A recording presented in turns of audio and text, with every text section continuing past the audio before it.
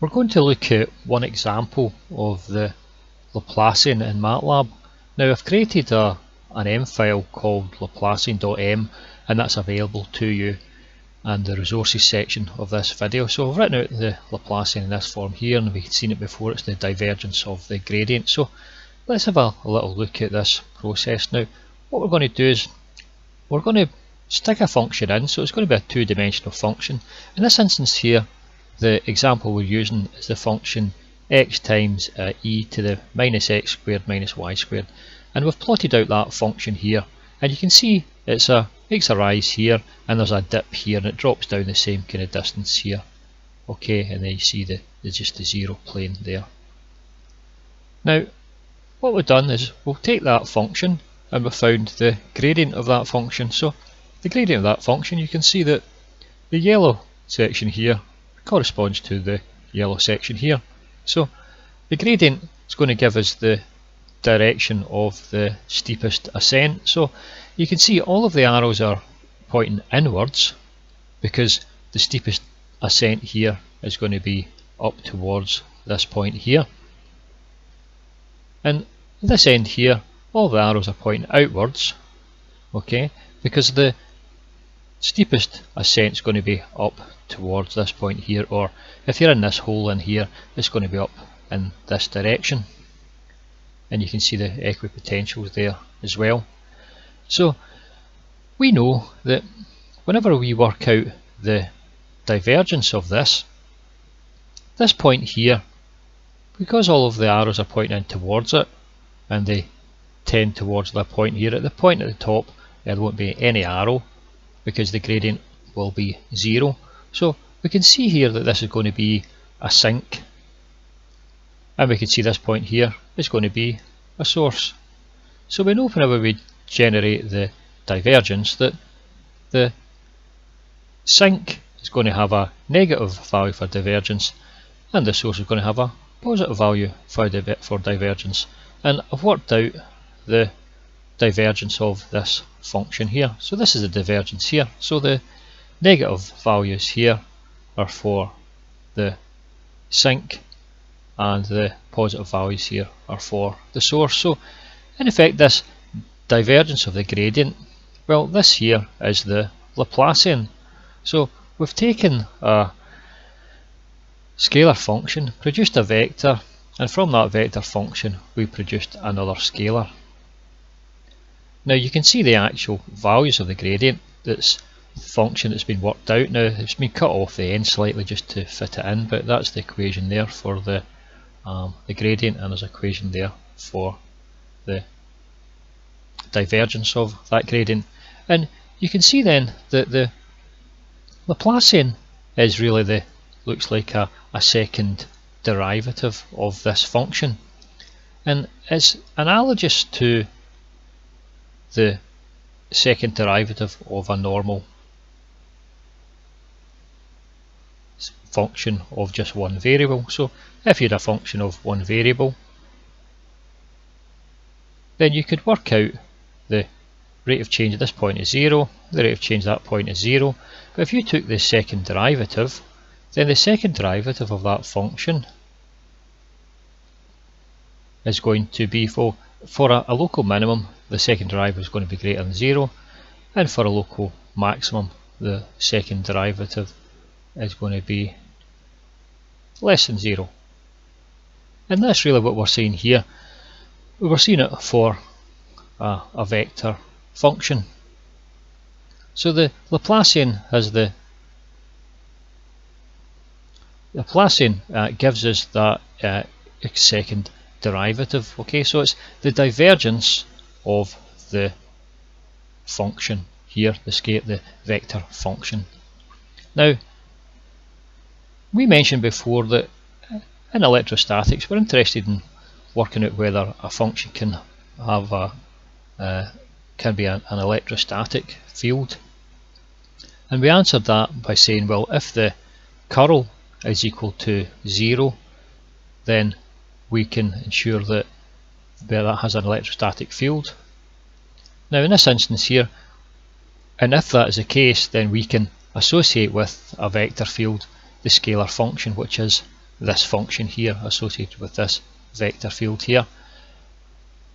Now we know that in this instance here we've started off with a scalar function, and then we've generated an electric, we've generated a vector field. Okay, so we can be sure then, because we've done it in this process, whenever we find out the curl of this field, we should get a value of 0. And whenever we put this field here into the curl equation, the curl program, so there's another program there that we've used before, but I'll put it down in the resource section, which allows us to generate the curl of a vector field. So if we put this vector field here into that curl equation, we will get 0, and that's exactly what we've got here.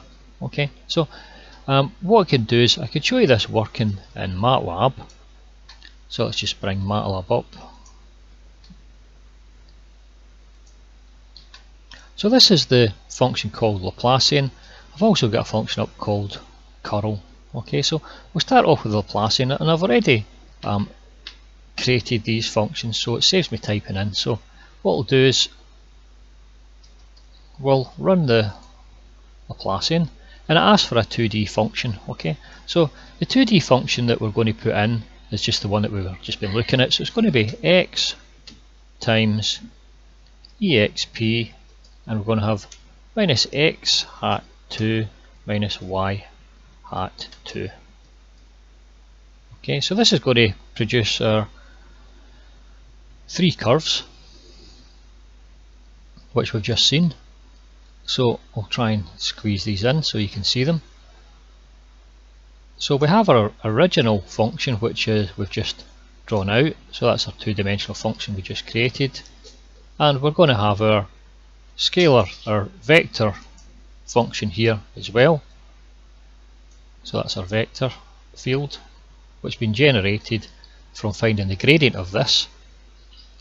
And finally, we're going to work out the divergence of that gradient, which gives us the Laplacian, and that's the divergence of the gradient there.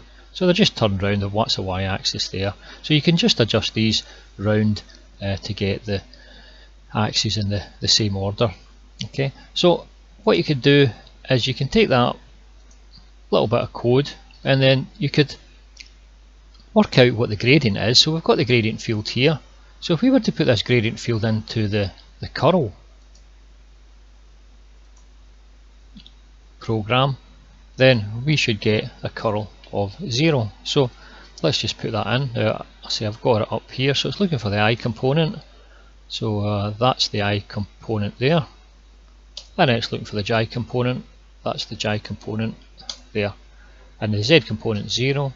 So whenever we work this out, we should get 0 for our curl, and it's drawn out that vector field, which is just the same vector field we've seen in the previous page, and that there is given as the, I'll show it right in here. Okay, so that's the vector field that we've created, and it's shown that the vector field here, the curl of that field, is indeed equal to 0, as we had hoped. Now a quick run through the Laplacian code here. Similar to the rest of them, we ask for an input, and we stick the input function in f.